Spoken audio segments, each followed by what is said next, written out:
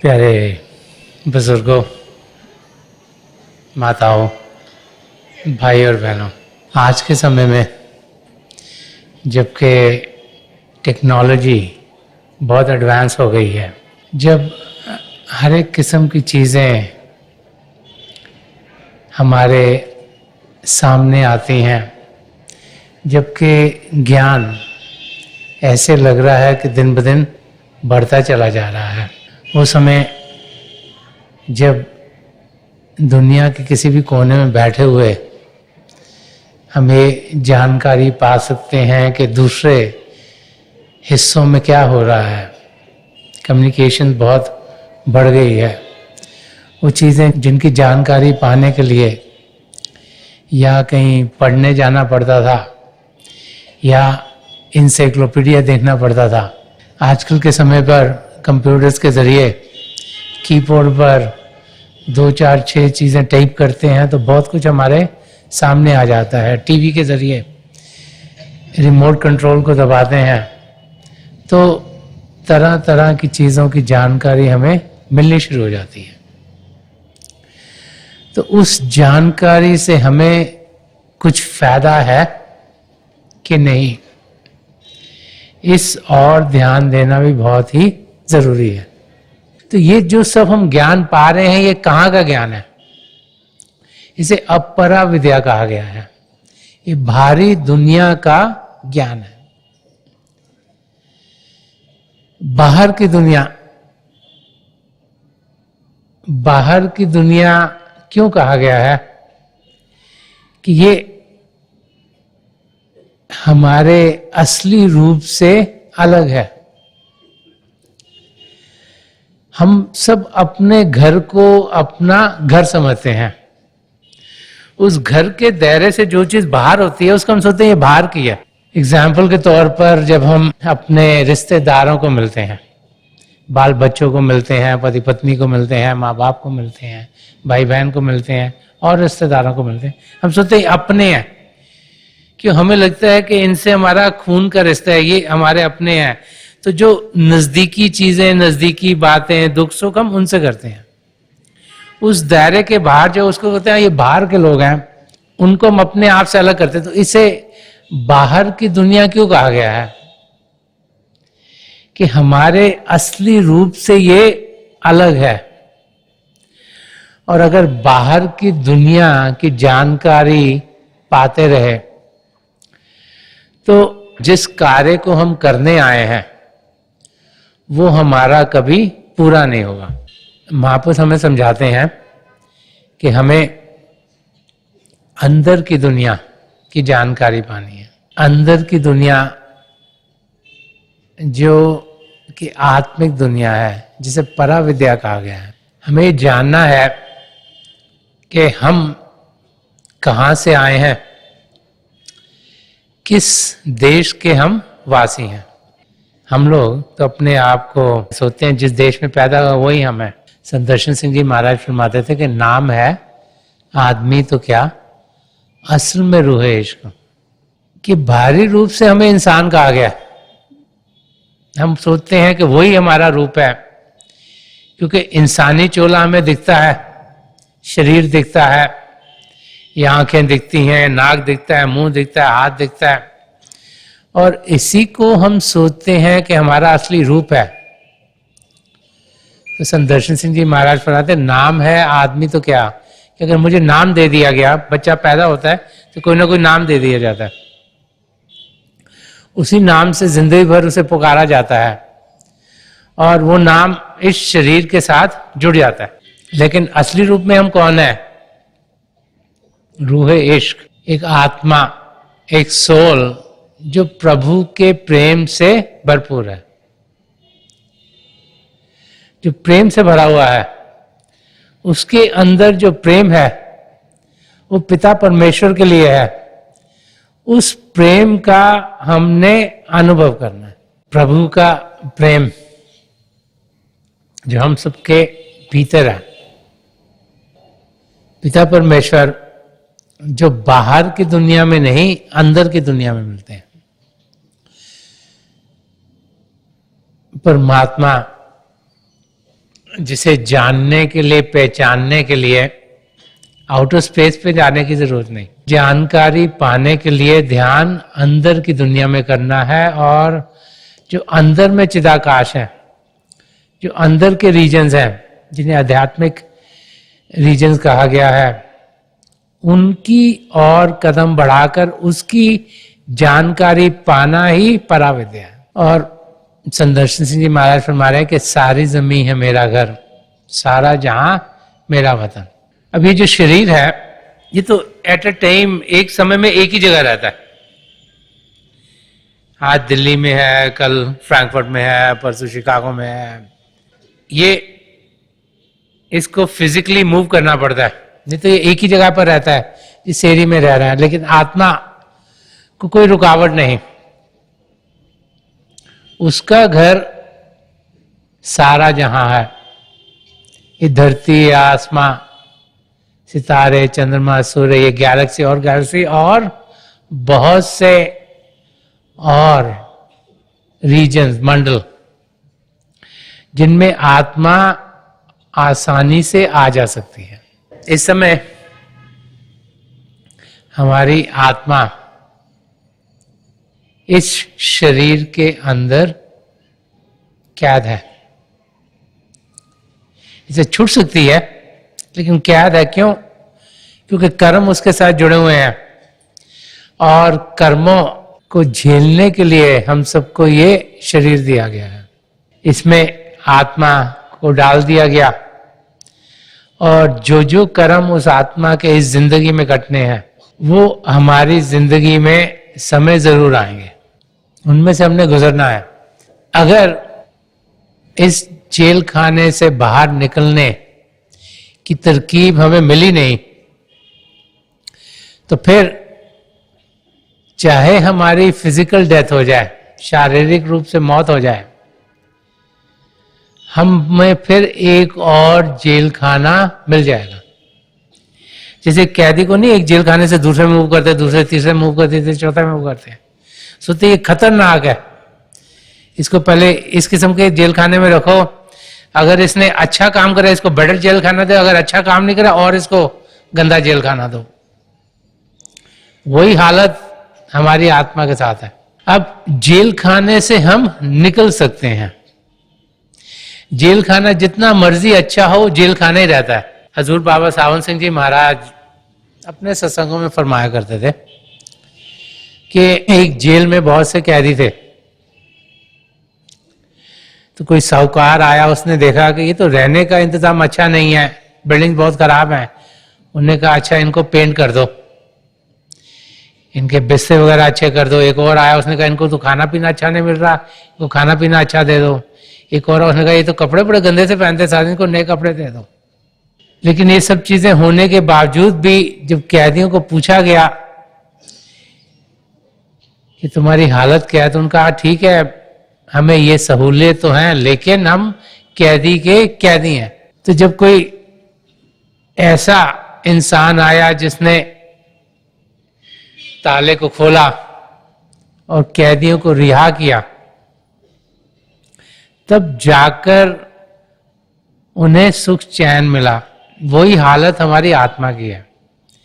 इस समय शरीर में वो कैद है, उसे समझ नहीं आता मैं निकलूं कैसे। ये 10वें द्वार शिव नेत्र ये बंद है, बंद है, इस करके आत्मा निकल नहीं पाती। ये खुलेगा कैसे? जब किसी पूर्ण महापुरुष की नजर कर्म पड़ेगी। वो जिनके पास चाबी हो इसको खोलने की, वो जो अपनी तवज्जो देकर नामदान के समय इसे खोल देते हैं, तो हमारी रूह को अंदर के मंडलों में जाने का रास्ता दिखता है। जब उसे रास्ता दिखता है तब फिर उस मंडल में वो जा सकती है। उसको मदद चाहिए।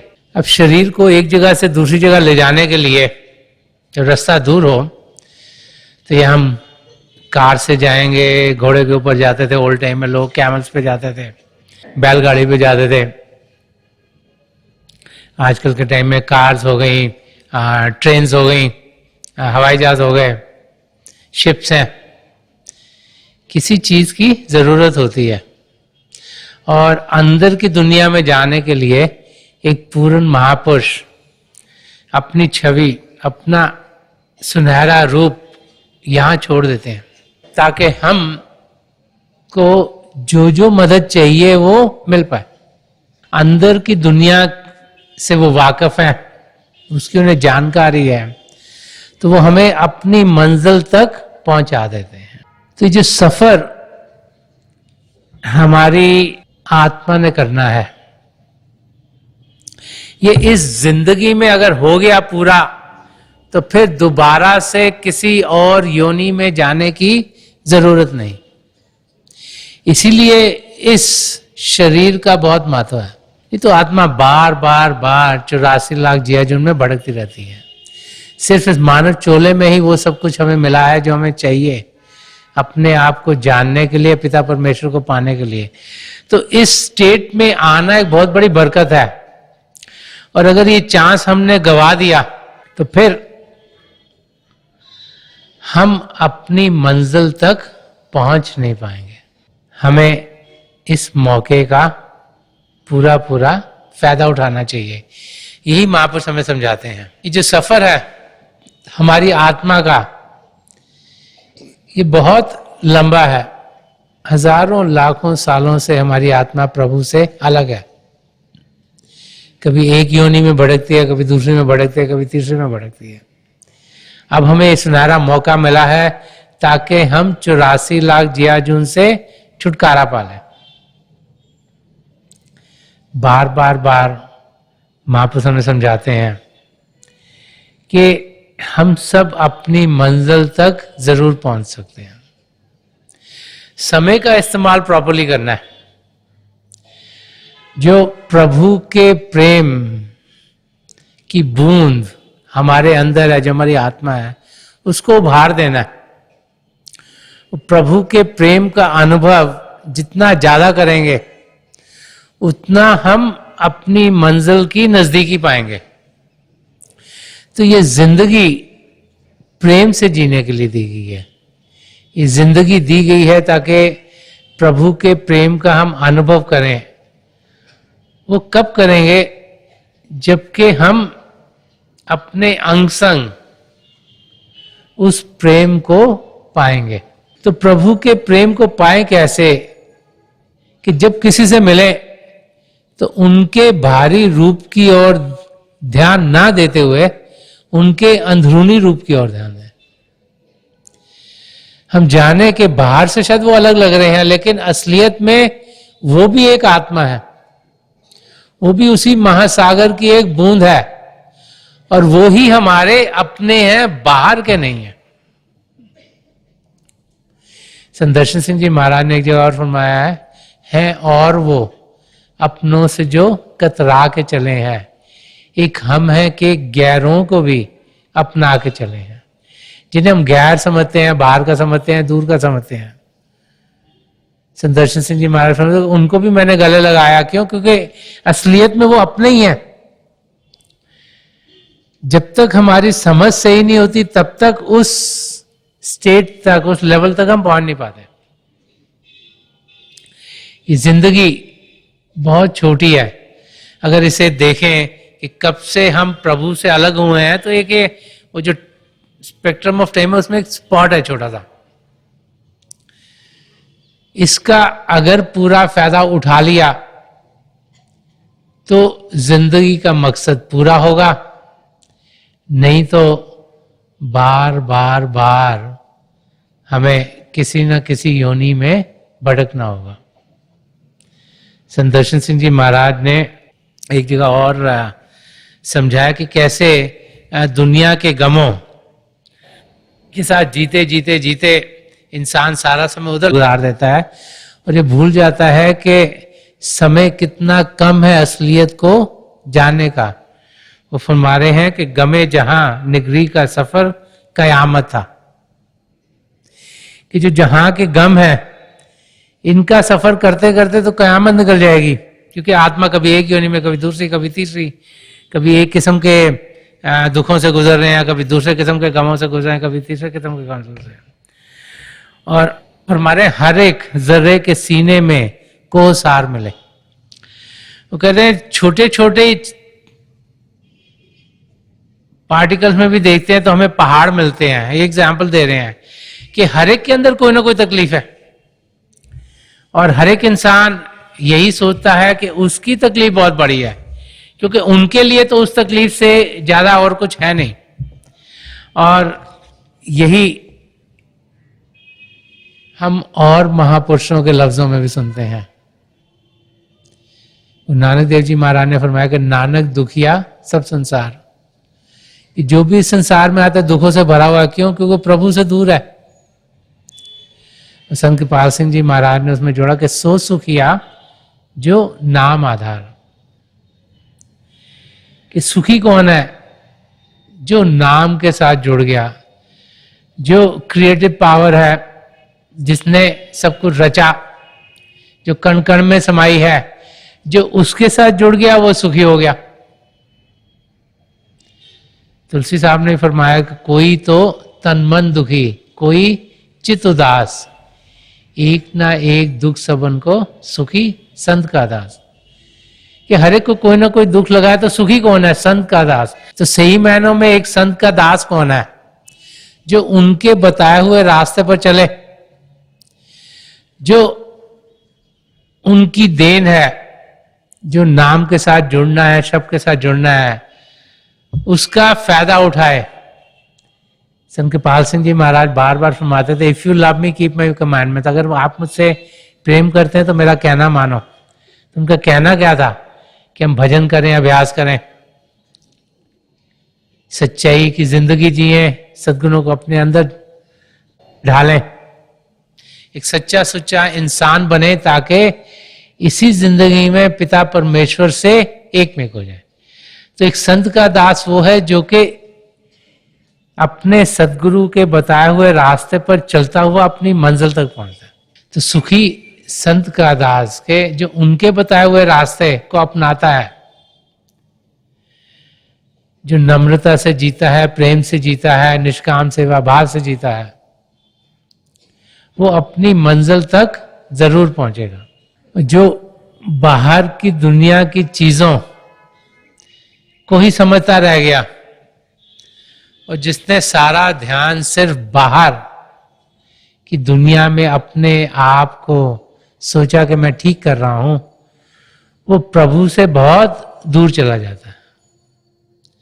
महापुरुष जब भी इस धरती पर आए हैं, वो हमें यही समझाते चले आए हैं कि ये जो लाइफ है, हमारी जिंदगी है, ये छोटी है, और जो हमने अंदरूनी यात्रा करनी बहुत लंबी है। हम ये ना समझें कि अभी तो बहुत समय पड़ा है, कि पिता परमेश्वर को पाना सिर्फ बुजुर्गों का कार्य है, कि जब काम कहाँ से रिटायर हो जाएंगे और कुछ करने को नहीं होगा तब हम प्रभु का नाम लेंगे।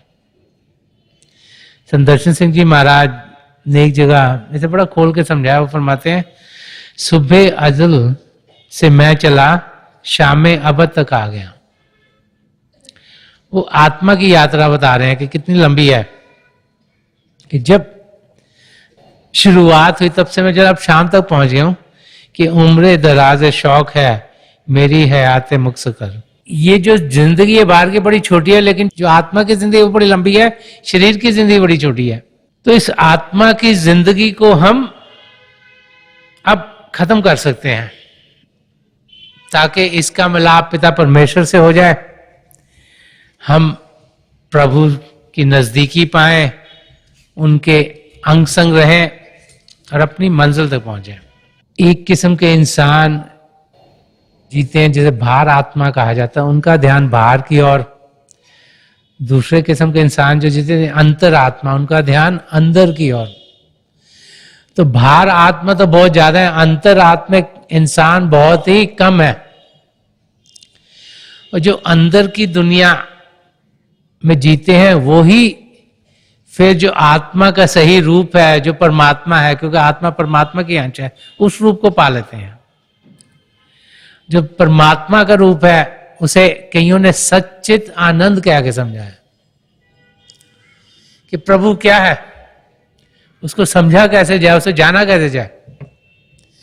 तो ये तो है नहीं कि किसी शरीर में है, ये तो है नहीं कि उनके आसपास कोई बाउंड्री है, वो तो आसीन है, निर्भय निर्वैर, किसी से उन्हें वैर नहीं, किसी से डर नहीं, अपने आप में है। अजूनी से अभंग के, उनको किसी जून में नहीं जाना।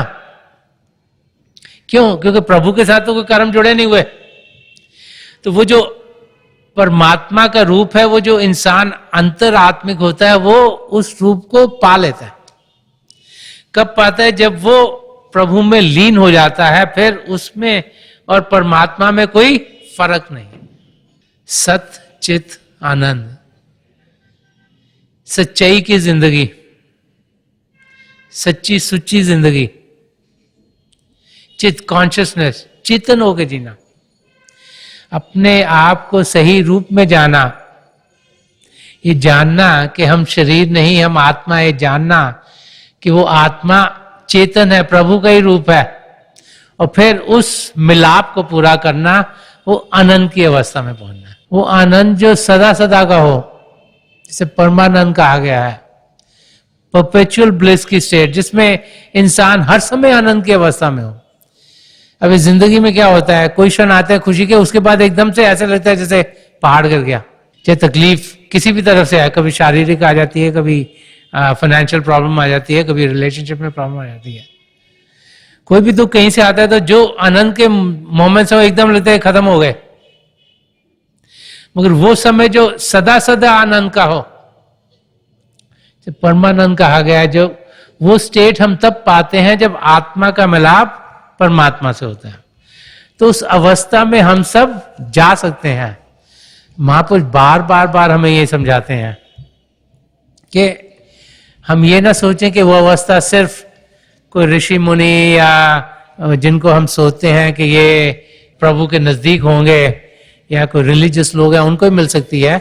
महापुरुष समझाते हैं कि पिता परमेश्वर को हम सब पा सकते हैं, क्योंकि हम सब उन्हीं का रूप है, उनसे दूर नहीं, उन्हीं का एक अंश हम हैं। ये जानकारी होना सबसे बड़ी चीज है। अरे मालूम हो जाए कि हम पिता परमेश्वर के अंश हैं, तो फिर उन्हें हम जरूर पा लेंगे। उनको पाने के लिए जो तरीका है वो महापुरुष समझाते चले आए। कबीर साहब, जिन्होंने बहुत कुछ रूहानियत के बारे में कहा है, वो अभ्यास कैसे करें वो समझा रहे हैं। फरमा रहे हैं कि तन थिर, मन थिर, बुद्धि थिर, सुरत निरत थिर होए। शरीर को शांत करें, मन को शांत करें, जो दिमाग है इसको शांत करें। यही है जिनके जरिए हलचल होती है। तो फिर जो देखने की शक्ति है, जो सुनने की शक्ति है, इनको शांत करें। ओके, ये जो शिव नेत्र है, ध्यान यहां पर ही कहा करें। तो फरमाते हैं कि कहे कबीर एक पल को कल्प ना पाए कोई। वो कह रहे हैं कि एक ही क्षण में जो करोड़ों क्षणों के हमने पाप करे हैं, गलतियां करी हैं, वो धुल जाती हैं। कि जैसे ही हम अंदर की दुनिया में बढ़ते हैं, जैसे हजूर बाबा सावन सिंह जी महाराज फरमाते हैं कि जब हम अभ्यास के लिए बैठते हैं, अगर हमें लगे कि हमें अंधेरा दिख रहा है, वो भी हमारे लिए अच्छा है। क्योंकि हमें तो कई बार ये समझ में नहीं आती कि हम क्या देख रहे हैं। तो कहते बैठना जरूरी है, चला गया अंधेरा भी दिख रहा है, वो भी अच्छा है। और जैसे जैसे शब्द के साथ हम जुड़ते हैं, हमारे कर्म करने शुरू हो जाते हैं। वही यहां पे कबीर साहब कह रहे हैं, लफ्ज अलग है, मीनिंग सेम है। कि शरीर शांत हो, मन शांत हो, बुद्धि शांत हो, तब आत्मा जाके शांत होगी। ये देखने की शक्ति जब कॉन्शियस होगी, सुनने की शक्ति जब कॉन्शियस होगी, तो फिर हम जो हजारों सालों के हमारे पाप हैं, जो हमने चीजें की हैं, जो बार बार बार हमें शरीर के साथ जोड़े हुए हैं, वो कट जाएंगे। तो अभ्यास करना, इसीलिए हिस्ट्री में कोई वाक्य आता है कि 2.5 घंटों का अभ्यास हजारों सालों का जो हमने तपस्या की होती है उससे बेहतर है। वो समय जो प्रभु के शब्द के साथ लगाया उससे बेहतर कोई समय है नहीं। उसका क्या फल है वो शब्दों में बयान करना बड़ा मुश्किल है। एग्जाम्पल के थ्रू कभी कभी हमें हिस्ट्री में जब महापुरुषों की जिंदगी देखते हैं तो कहीं ना कहीं वाक्य मिल जाते हैं। बार बार बार महापुरुषों ने समझाते हैं कि हम शब्द के साथ जुड़े, शब्द के साथ जुड़े, सबके साथ जुड़े। और जैसे जैसे उस शब्द के साथ जुड़ेंगे तो हम देखेंगे कि हम अपनी मंजिल की ओर बढ़ना शुरू हो जाएंगे। हम सबकी मंजिल एक ही है, वो है अपने आप को सही रूप में देखना। जो हमारा रूप है वो शारीरिक नहीं, आत्मिक है। हर एक में पिता परमेश्वर को देखना, वो तब हमारी जिंदगी में संभव होता है जब हम अपने अंदर पिता परमेश्वर के दर्शन करें। जब अभ्यास पर बैठते हैं, प्रभु की ज्योत के साथ जुड़ते हैं, प्रभु की ध्वनि के साथ जुड़ते हैं, तो हमारे अंदर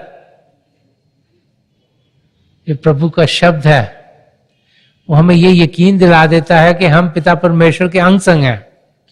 और फिर जब किसी और को देखते हैं तो वो फिर और दिखाई नहीं देते, उनमें से प्रभु का रूप झलकता हुआ दिखाई देता है। हम सब रूहें हैं प्रभु के प्रेम से भरपूर, उनके प्रेम को पाने के लिए। तो जब महापुरुष हम सबको देखते हैं तो वो इसी नजर से देखते हैं, सब एक ही हैं। और वो नजरिया हमारा तब बनेगा जब अपने अंदर हम पिता परमेश्वर को पा सकेंगे। और वो तब होगा जब हम अभ्यास में बैठेंगे।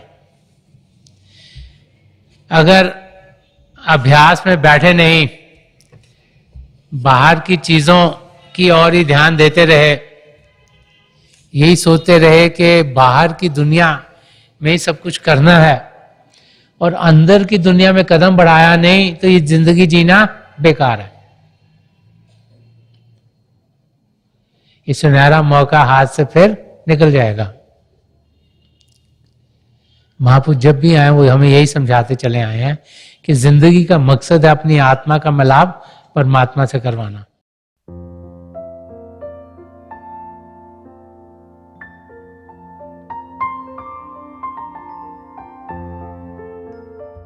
तो थोड़ी देर के लिए हम सब अभ्यास के लिए बैठ जाएं। आप जहाँ भी बैठे हैं आराम से बैठिएगा, अपनी आंखें बंद कर लीजिएगा। ये जो आई बॉल्स आँखों के डरने सीधे सामने फोकस हो, जैसे 8-10 सामने आप फोकस हो। आंखें बंद करते ही वो भाई बहन जिन्हें नाम की देन मिली आप सिमरन कीजिएगा। और जो भाई बहन यहाँ नए हैं, आप पिता परमेश्वर के किसी भी जाति नाम का जाप कीजिएगा। जाप मन ही मन करना, ऊंचा नहीं दोहराना। मेरी प्रभु के चरण कमलों में, और जो पिछली सेंचुरी के महापुरुष हैं, हजूर बाबा सावन सिंह जी महाराज, परम संत कृपाल सिंह जी महाराज और दयाल प्रसन्न दर्शन सिंह जी महाराज के चरण कमलों में यही प्रार्थना है कि जो जो हम सबके लिए बेहतर हो ये महापुरुष हमें दें, हमें सबके साथ जोड़ें और हमारे भीतर प्रभु की ज्योत के हमें दर्शन करवाएं। थोड़ी देर में मैं आपको इस बैठक से उठाऊंगा और मेरी शुभकामनाएं आप सबके साथ हैं।